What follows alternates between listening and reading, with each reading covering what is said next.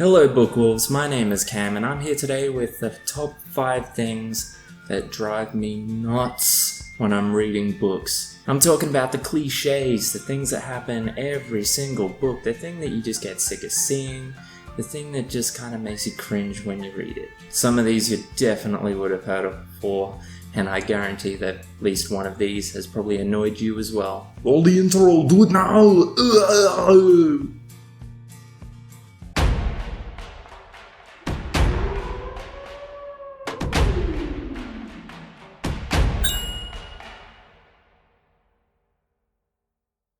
So as the title suggests, these are just things that me personally peeve me off. They might not peeve you off, so that's fine.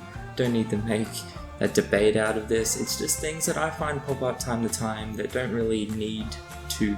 Getting straight into it, and I have mentioned this in another video I've done, how to write characters, and that cliche is the character at the very start of the book looking in the mirror and describing themselves. They did this with Tris Prior at the start of Divergent, and they've done it with 100 other books as well. You wouldn't have to look too far to find one of those. But basically it's the character going up to a mirror and describing every feature of their face, their hair, their eyes. They go through all of it in the mirror. This is annoying, and this is something that shouldn't happen because first, I think it's lazy of the writer, and secondly, if it's the character looking in the mirror and describing themselves, that can't be subjective and in truth can't be really seen as that accurate. Simple truth of the matter is, sometimes it's better to give the key features, type of hair, maybe the eyes, that kind of stuff, give some key features and leave the rest to the imagination. Sometimes it's good for whoever's reading the book to relate to the character more and seeing their own traits in that character. So other than the personality when it comes to physical things, sometimes it's better just to not even describe some things. Quick example of that would be when Harry Potter was having this play being put together, the one set in the future obviously, and a black woman was cast as Hermione and everyone kind of flipped out, and then J.K. Rowling came out and she said, okay, hang on, I never said in the books that Hermione was white. Of course the argument could be made that in the official book covers for Harry Potter, Hermione was always seen as a white person, but without going through the books and fact-checking this myself, I would trust that she knows what she's talking about, and that's true, that she has never described Hermione as being white. That's not me saying that you shouldn't describe the ethnicity of your characters. I just think it's a good example of sometimes leaving things to the imagination. And if you are describing features, don't do it with a mirror, do it in a natural way, such as, like I said in my how-to video, Alice ran her hand through her long brown hair. That's a way to do it. Next peeve of mine, and this is killing the mentor. I'm a massive comic book fan, and I've pretty much accepted at this point is that this is what needs to happen. It's always what pushes the hero into their call of duty, basically. They will be hesitant to jump into action, and then their mentor dies, and bam, they're in the fight. I don't think that's a bad thing, I just think it's become an easy segue for writers to make their hero jump into action without actually putting a whole lot of thought into it, and I'm kind of getting sick of seeing it, to be honest.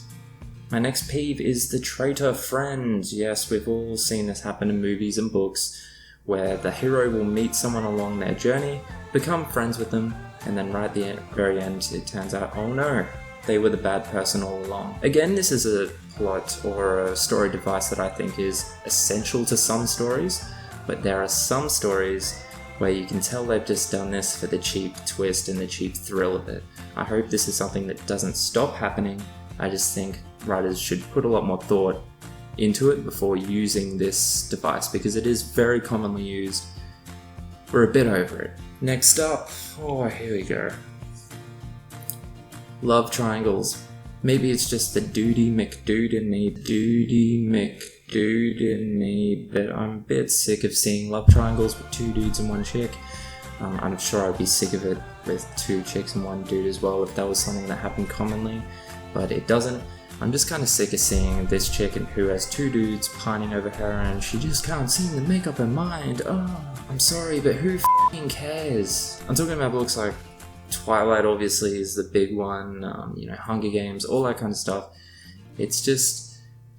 It's an exhausting thing to read about, it's agitating, I don't find myself rooting for one over the other, and it always just seems to be the big athletic dude and the dweeby dude, and then the chick who's stuck between those two extremes. I'm kind of an old school romantic. I just think it shouldn't be that hard to choose the person that you know you want to be with. If you're having trouble picking between two people, maybe neither of them are right for you. This is just as true for books as it is true for real life. That's just my personal opinion again, but it is something I hope I don't have to read about again anytime soon. And the last one is a relatively new cliche, which again I don't hate, but what I hate about this cliche is that it has been used to the extent of now being a cliche, and that is teenagers versus the government. It's a group of rowdy teenagers who end up going through some massive kind of trial, and then it's them versus the government. This is probably sounding very familiar. We can all think of a few books or movie franchises where this has happened.